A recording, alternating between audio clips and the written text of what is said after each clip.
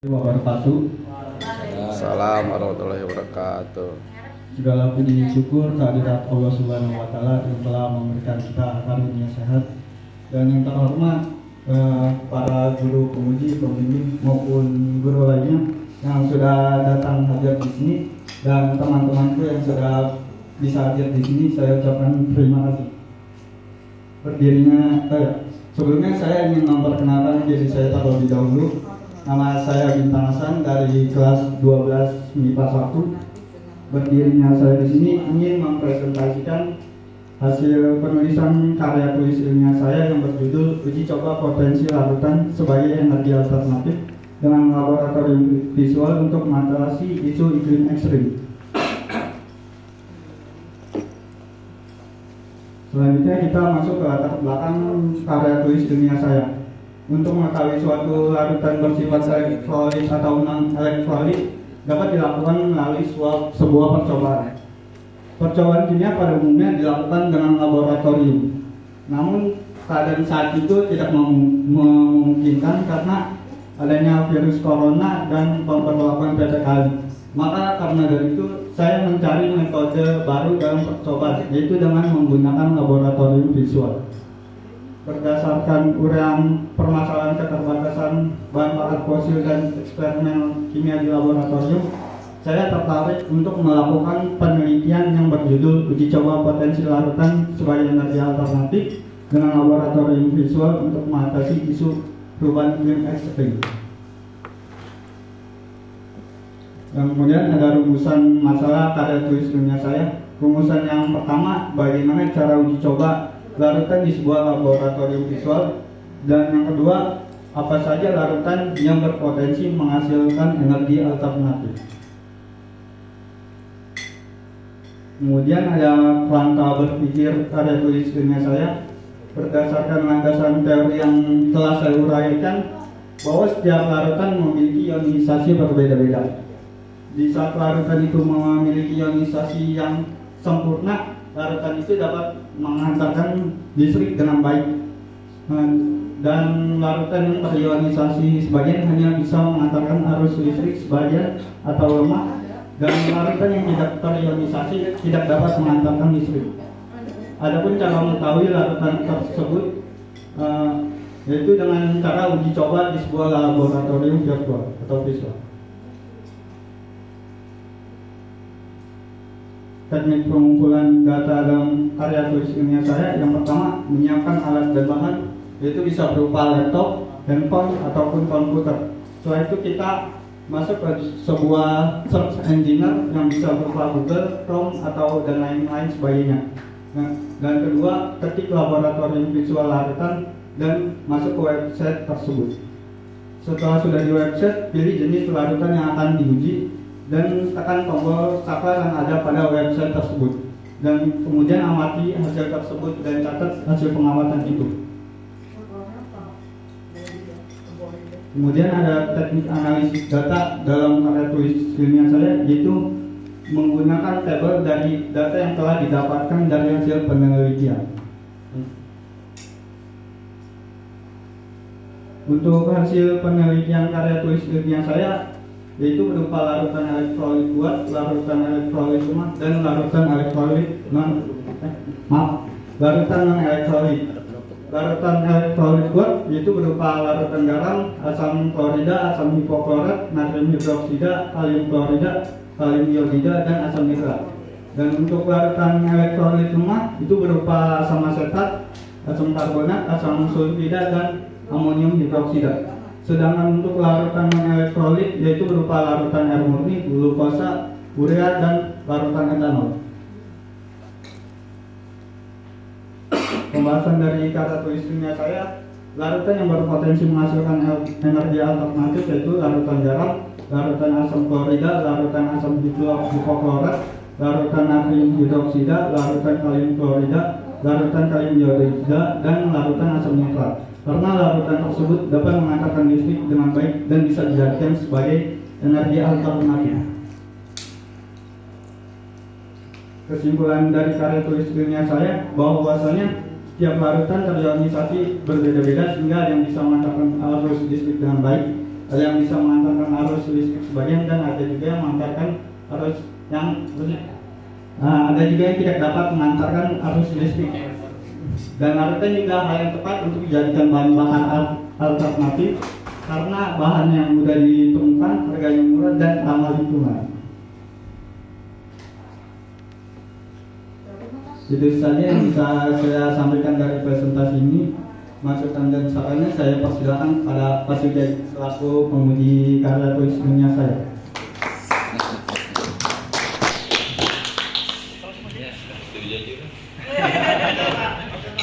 Terima kasih atas bidang presentasinya dan dilanjutkan oleh pengujinya Pak Ahmad Jayu. Waktu dan tempat dipersilakan.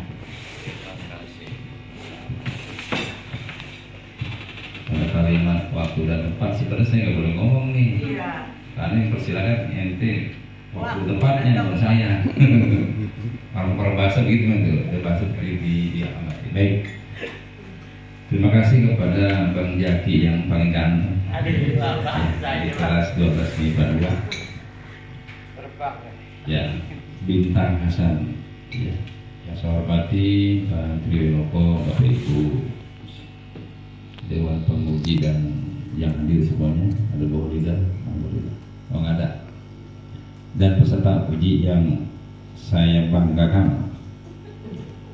Setelah membaca tulisan ini, saya yang pertama itu agak bingung juga nih, bukan wilayah saya ini. Tapi jadi membaca sih Patri, jadi membaca nih. Setelah ya saya ingin tahu nilai ilmu di situ tuh ya. Yang kedua, walaupun ini bukan apa namanya bidang saya, tapi setelah saya baca sedikit mulai agak memahami dikit-dikit kan sedikit. Sehingga timbul beberapa pertanyaan. Nanti berkaitan dengan tulisan, nanti ini dipegang ya.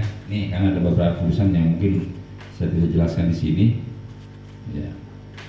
Yang pertama, pertanyaan saya begini. Ini judul menarik ya, uji coba potensi larutan sebagai energi alternatif. Ya, ini kan ada variabel X dan Y, independen dan dependen. Coba itu jelaskan tuh, Bintang. Untuk variabel X itu ada larutan elektrolit yang bisa larutan garam dan larutan sebagainya. Saya nggak tahu.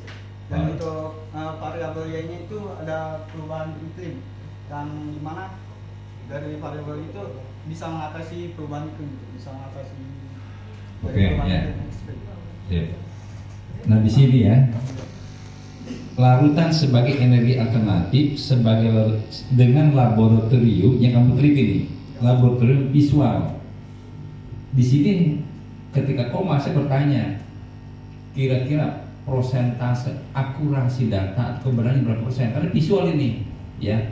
Tadi kan saya lihat kamu meneliti melalui smartphone gitu kan ya, komputer. Biasanya karena penelitian itu kan bahan-bahan, ada uji cobanya, ada bahannya nyata itu. Pernah baca nggak teori ini? Ini sederhananya doang, ini menanya doang. Ya kira-kira. Karena ini visual ini kan, saya juga nggak ngerti nih Bang. Kan sebagai orang awam. Ya, tadi kan kalau misalnya Siri direndam, efeknya begini-begini tuh, realnya ada. Kalau ini kan visual nih, kira-kira bayangan kamu seperti apa nih? Yakin nggak? Oke banget ini. Kalau tetap yakin ya bisa dibilang yakin karena beberapa sebelum melakukan penelitian ini saya sempat mencari video tentang percobaan tersebut di YouTube dan hasilnya memang benar sama. Oh gitu. Ya, meskipun yang di YouTube itu nggak semua larutan dicoba dalam penelitian saya. Tapi bukan berdasarkan dari Bijorka kan ya? Ya, bukan tuh. Soalnya bisa direkayasa data itu tuh. Ya. Jangan takut masalah. Oh gitu. Luar biasa. Tepuk tangan dulu buat Bintang nih. Oke. Baik. Jadi begini. Ketika kita meneliti satu hal ya, atau apalagi berkaitan dengan ilmiah ini kan, kadar ini bisa dipertanggungjawabkan dan penelitian. Ini metodenya metode kalau bahasa umumnya kualitatif apa kuantitatif kamu ambil? Saya nanya aja nih ya. Kualitatif, karena itu mendeskripsikan dan menganalisa larutan apa yang bisa dijadikan energi alternatif. Kualitatif ya. Oke, baik. Sampelnya apa sih? Bintang? Sampel itu larutan elektrolit, sedangkan laboratoriumnya. Ya sudah saya baca tadi, udah baca saya kan tahu aja apa lo kan. Oke, baik. Iya namanya penguji kan bebas. Siapa dulu pembimbing? Iya, Budi. Bukan. Roman pembimbing yang ngirik saya aja nih. Macam-macam. Ini tambahan dikit lagi ya. Ini ada moto di sini nih. Kamu ngambil 2 ayat suci Al-Quran, surah Al-Insyirah, ya. Maka sesungguhnya bersama ada kemudahan. Ya bagus ya. Kemudian jadikanlah sholat sebagai tempat istirahat dan mengadu kepada Allah Subhanahu wa Ta'ala. Kamu hanya mengambil saja apa yang memotivasi moto kamu ya? Memotivasi diri saya sih, misalnya kalau cerita itu kadang susah dulu. Memang pas ingat itu kayak wali ingat di dalam surat kan pasti ada mudah, ada jalan keluar. Gitu. Ya. Saya berharap moto ini adalah memang cermin diri kita sendiri, bukan hanya terkait dengan tulisan, tapi ini yang memotivasi bekerja, berusaha, ikhtiar sebagainya dari moto ya. Nah, saya juga berharap memang begitu, bisa inspirasi kita sebagai seorang muslim terutama ya dari Al-Quran.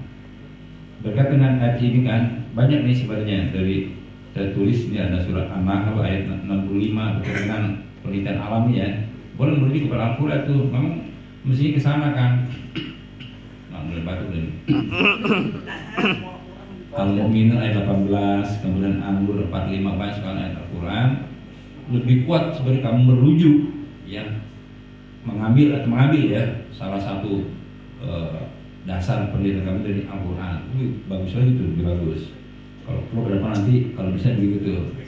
Saya juga terinspirasi oleh kampus saya sekarang. Jadi kalau kita membuat disertasi itu diminta merujuk beberapa kitab ya, kitab klasik, kitab Al-Quran. Oke. Di situ halaman jadi panjang nanya nih, boleh nggak apa-apa ini? Boleh. Sekalian apa? Ya. Halaman 8 nggak bisa nih, kamu asar nih, pakai berdua asar nih. Oh jangan. Berapa menit lagi asar sih? Halaman 3 di situ ada batasan masalah ya bintang.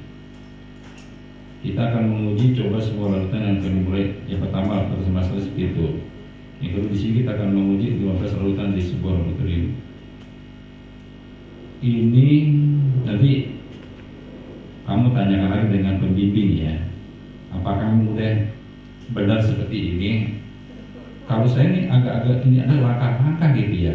Tapi memang kalau dari judul sih memang benar juga ini. Ya, dari judul rada benar. Tapi kalau dari esensinya ini kayak langkah-langkah. Batas masalah 1 kamu buat ya. Kita akan menguji coba sebuah larutan yang ada dimulai dari larutan yang dapat mengantar listrik sampai larutan yang tidak dapat mengantarkan. 2. Di sini kita akan menguji 15 larutan di sebuah larutan. Itu kan sebenarnya langkah-langkah itu ya. Tapi nanti diskusikan deh. Atau kamu mau jelaskan dulu? Hah? Batasan masalah halaman 3. Coba baca deh. 1. Kita akan coba semua larutan yang ada mulai dari larutan yang dapat mengantarkan listrik sampai larutan yang tidak dapat mengantarkan. 2. Di sini kita akan menguji 15 larutan di sebuah laboratorium visual. Menurut kamu benar itu batas masalah? Benar aja sih. Orang dia yang buat ya juga bener. Dia yang buat yang salah. Saya tambahkan sedikit. Ya. Ini kan penelitiannya itu menggunakan laboratorium visual. Ya. Sebenarnya batasan masalah itu menceritakan atau menjelaskan penelitiannya itu akan dilakukan seperti apa. Ya. Jadi kalau batasan masalah itu supaya si pembaca karya kamu itu nanti tidak bertanya-tanya bahwa yang menguji itu sebenarnya kamu atau laboratorium visual sebenarnya. Kamu atau laboratorium visual yang menguji sebenarnya. Dua-duanya. Jadi di laboratorium visual itu bisa dipilih. Misalnya kamu pengen menguji natrium klorida, maka diklik NaCl gitu. Bisa dipilih ya. Bisa dipilih ya. Berarti batasan masalahnya adalah melakukan pengujian larutan melalui itu ya ke materi ya. Atau begini, batasan masalah bahwa penelitian ini atau percobaan ini dilakukan secara visual dengan melakukan uji coba di laboratorium visual tadi. Jadi tidak dilakukan di laboratorium yang nyata tapi visual. Nah ini sebenarnya memberikan inspirasi kepada para guru juga sebenarnya. Bahwa para guru itu karena di SMA 10 itu laboratoriumnya masih gak lengkap, bahkan bahannya hilang kemana, alatnya juga nggak tahu ya. Kimia terutama itu bahannya sudah nggak ada semua, jadi itu sebenarnya bisa menginspirasi juga kepada guru untuk membuka laboratorium visualnya. Jadi nanti bisa, kalau yang bagus kamu harus tunjukin dong di sini saat ujian ini ya. Tunjukkan laboratorium visual itu bagaimana, caranya seperti apa sih, masuknya, kemudian mengoperasikannya. Itu visual itu kan supaya yang ada di sini tuh tahu loh, teman-temannya juga tahu. Tapi kan ketika teman-teman kamu atau bapak guru ini mau ikut menguji atau nanti mengajar tanpa di labnya nggak ada, itu bisa memanfaatkan laboratorium visual ini sebenarnya menginspirasi sekali. Bagus, terima kasih ya. Nah, nanti linknya itu bisa dikasih ke guru-guru kimia, guru-guru biologi atau guru yang lain ya. Jadi kalau bisa harapan bapak sih ditunjukkan cara kamu melakukan coba ini. pakai aplikasi apa kan? Bukan aplikasi, website. Iya. Jadi laboratorium itu khusus ya, tidak hanya larutan saja, atau memang Ada beberapa untuk laboratorium lain. Jadi ini batas masalah, jangan, katanya sebenarnya sudah mendekati sih, tapi jangan pakai kita sebenarnya. Bahwa di situ dijelaskan uji coba atau praktikum atau percobaan namanya dilakukan melalui laboratorium visual. Itu aja orang sudah tahu bahwa kamu itu melakukan percobaan melalui laboratorium visual. Tidak usah kita akan melakukan gitu. Enggak usah. Itu aja. Bagus. Terima kasih dari Bahasanya aja. Di bab 3-nya juga di jelaskan. langkah kerjanya udah juga dijelaskan Pak, ada di situ. Ya, langkah kerja sama batas Betul, Bu. masalah itu Artinya gini. sebenarnya berbeda. Kalau batasan masalah itu membatasi supaya Membatasi orang jangan tidak nambah. bertanya-tanya sebenarnya penelitiannya itu seperti apa sih. Jadi di situ dibatasi, jangan sampai orang membaca kemudian salah paham. Makanya dijelaskan pada pembatasan masalah itu supaya ketika membaca, oh ternyata penelitiannya itu sebatas ini, tidak kemana-mana, sebatas ini saja. Karena penelitian itu bisa banyak. Dari laboratorium ini saja sebenarnya bisa dilakukan beberapa judul, bahkan 5 judul bisa dikaji di sini sebenarnya, tidak hanya ini saja. Nah, ini penelitian yang baru, yang bagus, bisa dilanjutkan oleh teman-teman yang lain, dapat menginspirasi teman-teman adik kelasnya nanti juga bisa. Nah, kalau nanti kamu ditanya, bolehlah dikasih tahu bagaimana caranya. Terima kasih. Ya, saya sepakat tadi ya. Ini hal yang baru kan, penelitian melalui visual gitu. Maka tadi kalau kamu mempresentasikan di sini ada videonya itu, simulasinya kayak gitu tuh. Oh, begini nih. Ya, tapi udah bagus ini. Seperti pilot itu Pak. Pilot.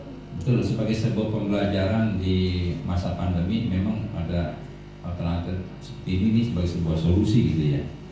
Terus itu ada beberapa tulisan yang menggunakan kata saya. Nanti di bab 3 itu sudah saya tandai nanti nih. Nanti minta ini pegang ya. Nanti tolong diperbaiki. Tapi berkaitan dengan variabelnya sudah dijelaskan. Itu perubahan iklim halaman 37 ya. Itu menjelaskan perubahan iklim adalah perubahan pola dan intensitas unsur iklim dalam periode waktu yang sangat lama. Dan perubahan berkaitan dengan perubahan cuaca dan seterusnya. Ini lebih bagus lagi bintang ya.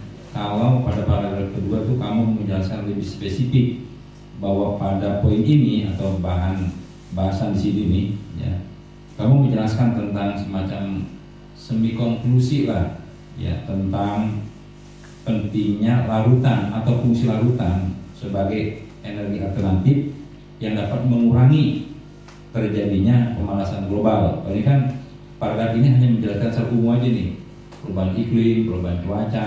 Ya, nanti ada tambahan satu paragraf lagi yang lebih spesifik. Tapi udah saya buat kalimatnya nih ya di sini nih. Nanti kamu tinggal baca, tinggal merapin dah. Ya, berkaitan dengan penulisan tadi, oke. Sedikit terakhir daftar pustaka. Kalau saya pelajari itu susunan daftar pustaka adalah pertama nama pengarang. Halaman 40 itu halaman gue di atas tuh. Daftar pustaka yang terakhir yang paling belakang. Kamu udah ya. Itu halaman 40 di atas ada. Jadi situ nyemprot sendiri tuh, ya. Nyemprot sendiri di situ. Di situ ya posisinya. Nah, susunannya nama pengarang, tahun terbit, judul buku, penerbit dan kota terbit. Ini sederhana banget ini sebuah tadi. Dapat dari mana nih? Saya lihat contoh kartu yang tahun kemarin, kebetulan punya si Karisa Aska, pemimpinnya Pak Dewi gitu ya. Saya anggap karena beliau jagonya gitu, jadi kan saya lihatin gitunya ya, kayak gitu. Jadi seperti Jangan suka ngoper-ngoper lah. sebenarnya bintang udah bener Pak. Ya benar. Sebenarnya bintang udah bener, hanya sedikit aja saya yang merubah-rubahnya sedikit kayak gitu. Terus saya lihat punya ya kita punya lihat kartu bagus lagi. Di sini Pak, ya. ya makasih Bu. Di sini contoh misalnya buku Depi PK nama pengarang. Beda tahunnya doang, Kimia, tahunnya di belakang. masuk kimia. tahunnya. Itu kan umumnya setelah nama pengarang Tahun. ini tahun di belakang ini semuanya semua belakang. Ya tadi awalnya udah bener dia Pak, tapi karena saya melihat panduan yang seperti itu. Begitu. di buku iya. Apa bimbing mengubah? Ya, Oh gitu. bukan, Berarti di saya buku panduannya seperti itu, ya saya ngikutin buku panduan lah. Kalau buku panduan saya hanya bintang menanya jelas nih dia. Ya. nama pengarang, kemudian tahun kan, Ya. buku panduan. Mungkin ya namanya banyak Sulit. sekali aja. Oh iya, sip, ya. Sempurna itu Iya, walaupun iya. saya orang yang dianggap ngerti ya, namanya juga banyak yang diurusin ya. Iya. Jadi mohon maaf. Sip, ya. Normal aja. Masih banyak kesalahan, nggak mungkin saya seteliti sedetil itu nggak mungkin. Betul ya. Kerjaannya saya banyak, tidak mungkin. Karena mungkin saya kan karena kapasitas sebagai guru bahasa ya, jadi bagus, kaidah ini bagus. harus Saya saya jadi sampaikan. kesananya kita Saya nggak mencari siapa yang soal enggak begitu Kak. Iya. Sebenarnya apakah ada model terbaru tahun 2022 gitu. Tapi ya, Lihat aja buku panduan. ya jadi Kalau di buku panduan karena ini tahun karya depan ilmiah, jadi Tahunnya merujuk setelah pengarang. kepada aturan gitu ya. Jadi tadi nama pengarang, kemudian tahun terbit buku tersebut, judul buku, penerbit dan kota terbit. Kalau saya cetak atau berapa Pak ya. Ini nih ya, ini untuk kaidah karena penting ya.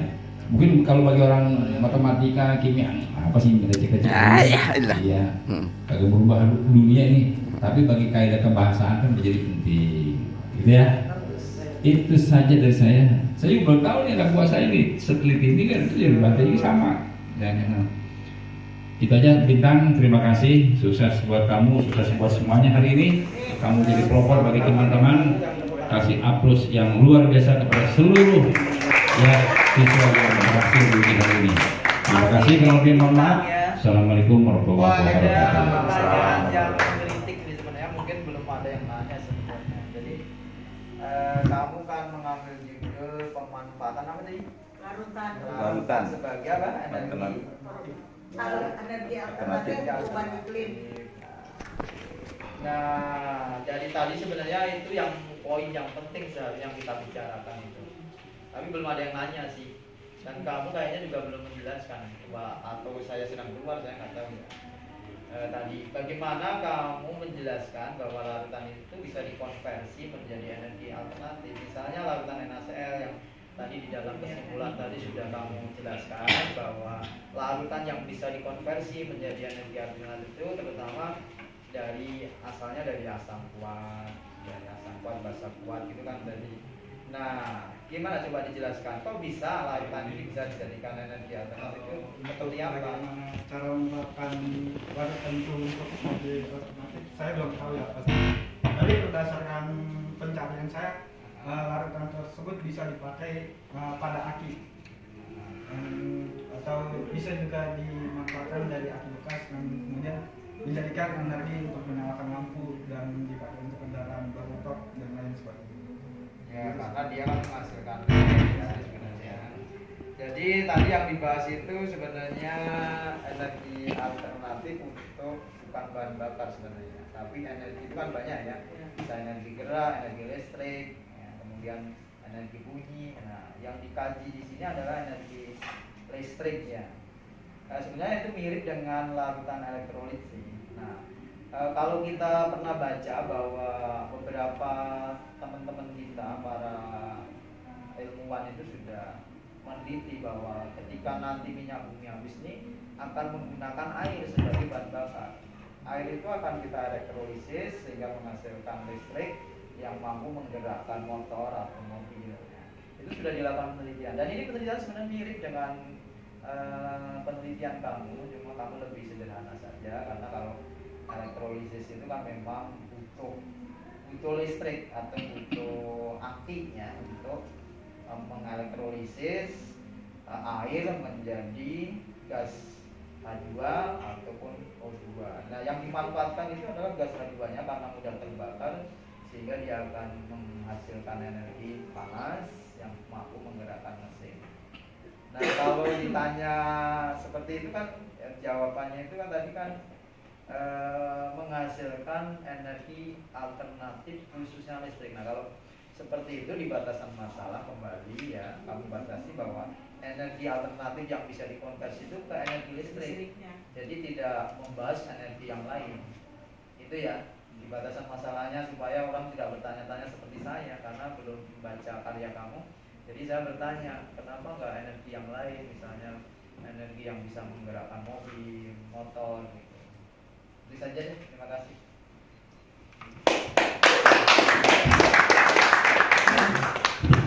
Ya, terima kasih atas Pak Jai dan Pak TW atas masukannya.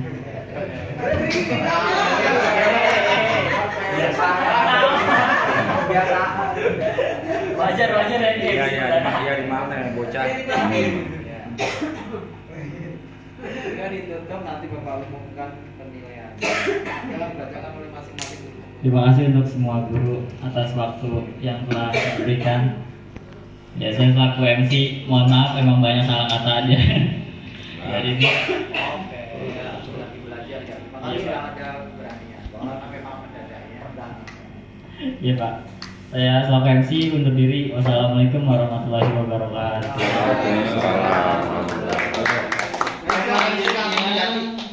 Adalah